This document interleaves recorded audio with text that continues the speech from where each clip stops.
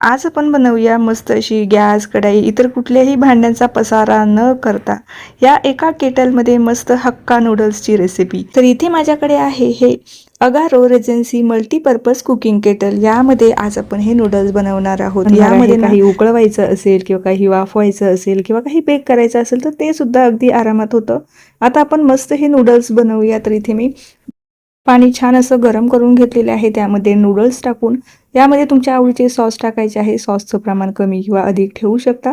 आता यामध्ये ना तुम्ही एकाच वेळेला 2 कामं करू शकता। जसे यामध्ये काही शिजवायचं असेल किंवा तुम्ही काही शिजायला टाकू शकता आणि वरती छान असं काही भाज्या वगैरे वाफवायच्या असेल तर त्यासुद्धा तुम्ही वाफवू शकता। आता यामध्ये घालण्यासाठी ना मी इथे भाज्या घेतलेल्या आहे। आता त्यासुद्धा छान वाफवून घेऊया।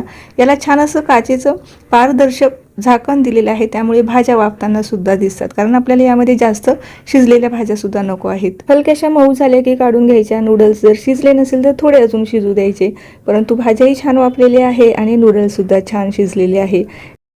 यामध्ये ना 600 वॅट पॉवर असल्यामुळे ना कुठलाही पदार्थ अगदी पटकन शिजतो, शिजायला सुद्धा जास्त वेळ लागत नाही।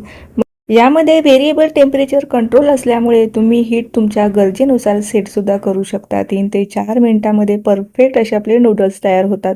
आता नूडल्स तर छान शिजलेले आहे, भाज्या सुद्धा छान वाफवलेल्या आहेत, त्यासुद्धा यामध्ये टाकून घेऊया।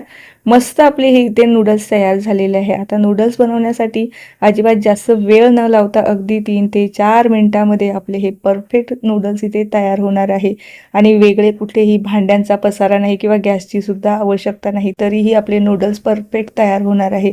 त्यानंतर मुलाची फरमाईश झाली, मम्मी मला पास्ता सलाड खायचा आहे। तर इथे माझ्याकडे दिसानुसार हा पास्ता होता।